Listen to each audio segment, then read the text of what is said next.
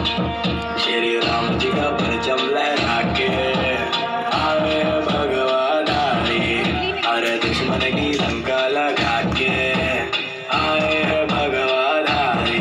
श्री राम जी का परचम लहरा के आए भगवान हरि, अरे रावण की लंका जला के आए भगवान हरि।